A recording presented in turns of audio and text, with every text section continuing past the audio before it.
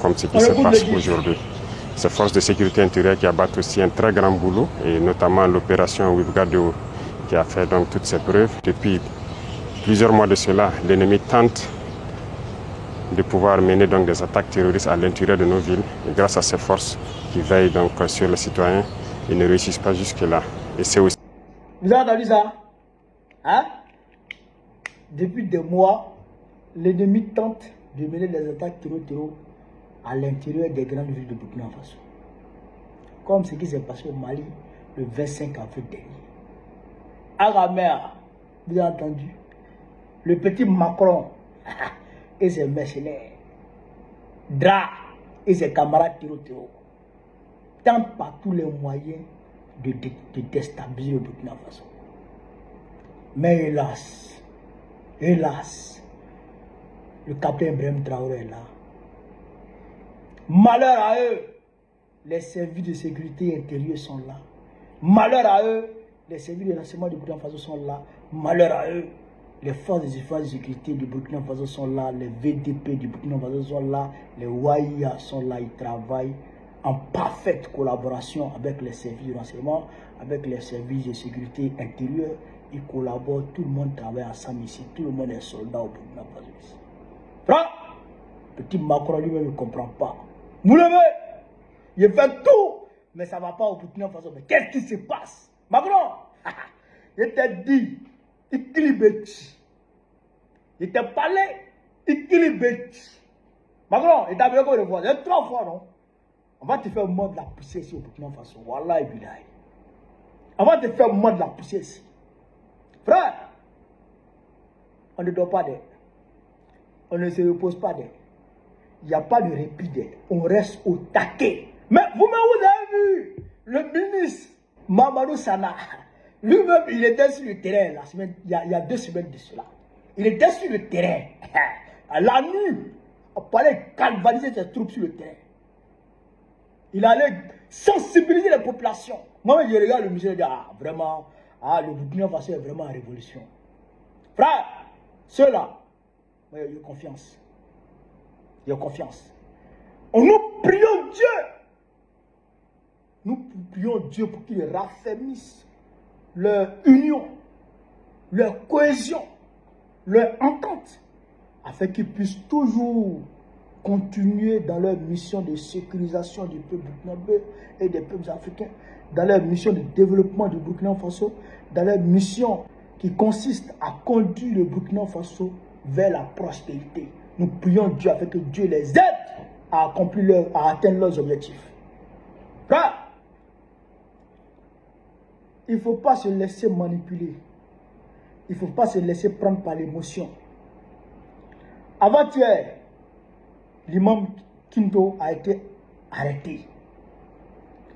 Les frères musulmans, moi-même je suis musulman sunnite. Moi-même, je suis musulman sunnite. Mais nos frères musulmans ont commencé à manifester. Ah, il dit non, Europe man. Il y a un dedans là. Lui, il a élan. C'est-à-dire que quand les forces de l'ordre le poursuivaient comme ça, c'est qu'il arrivait à un carrefour, puis il a viré comme ça. Ah non, le gars, ouais, il a équilibre. Il a viré comme ça, et puis il a redressé. Puis il a casé. Il dit, ah, vraiment, le gars là, ouais, le monsieur là, ouais, faut lui bailler quoi, faut lui bailler. Non, c'est un 10. Il a élan. Mais les gars, il ne faut pas tomber dans l'émotion. Il ne faut pas tomber dans l'émotion. Un guide religieux n'est pas le prophète. Un guide religieux n'est pas Dieu. Personne n'est parfait dans ce monde. Le propre de l'être humain, c'est l'imperfection. Quand tu croises un homme, tu ne le connais pas, vous ne vous connaissez pas, mais si on te demande de lui décrire, c'est-à-dire qu'un défaut moral, il faut dire que ce monsieur n'est pas parfait. Et puis tu as trouvé. L'être humain n'est rien parfait. Donc, l'imam Kindo là, il n'est pas parfait. Si les autorités l'ont arrêté, c'est qu'il y a une raison valable. Ibe qui est là, il ne peut pas faire arrêter un guide religieux pour rien. Il ne peut pas. Je n'ai pas dit que l'imam Kindo est coupable de quoi que ce soit. Non. Dieu seul est savant. Et je ne dis pas ça. Mais ce que je peux dire, connaissant IB, IB ne peut pas faire arrêter un guide religieux pour rien. Ça, jamais. Je peux même ma main à couper pour ça.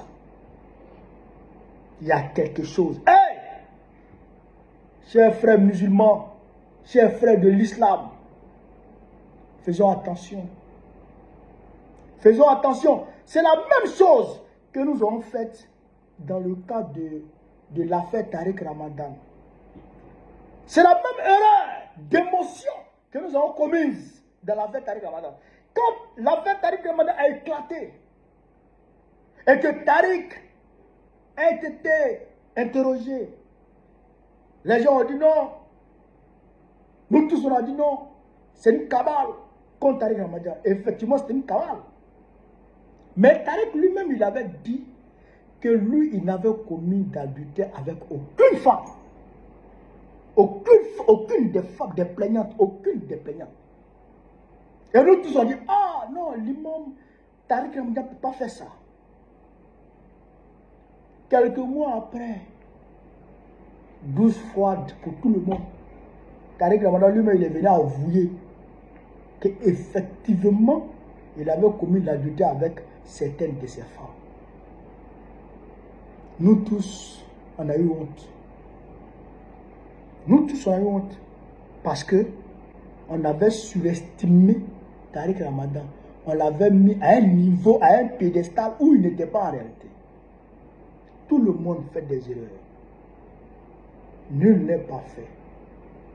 Je ne dis pas que l'imam Kindo est coupable de quoi que ce soit. Je ne dis pas ça. Mais ce que j'essaie de vous faire comprendre, c'est que il y a quelque chose. Oui. Et faisons très attention à l'émotion. Faisons très attention à l'émotion. Pourquoi lui? Pourquoi lui? Bon, j'entends les gens dire, c'est parce que, voilà, il s'est plaint concernant la loi sur, comment dirais-je, l'interdiction des pratiques religieuses dans les lieux publics et tout. Mais ça peut être ça. Mais en tout cas, jusque-là, moi, je n'ai pas encore eu, d'accord, de communiqué venant des autorités compétentes. Donc moi, je ne sais pas.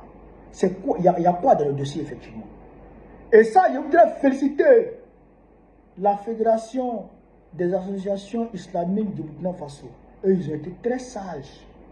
Ils ont dit qu'ils ont saisi les autorités et qu'ils sont en contact avec les autorités et que incessamment, d'accord, de plus amples informations leur seront communiquées. C'est bien bon, c'est comme ça que ça se passe. C'est comme ça que ça se passe. Mes chers frères en islam, faisons très attention. Et surtout nous-mêmes qui sommes des sunnites, nous qui suivons la sunna du prophète, c'est nous qui tombons dans l'émotion comme ça. Non, faites attention. Je vais prendre un exemple. Quand le prophète sallallahu alayhi wa sallam était assis avec ses disciples, les Oumar, les Ali, les Abaka, que Dieu soit satisfait d'eux, et qu'un bédouin s'est levé pour aller uriner dans la mosquée du prophète.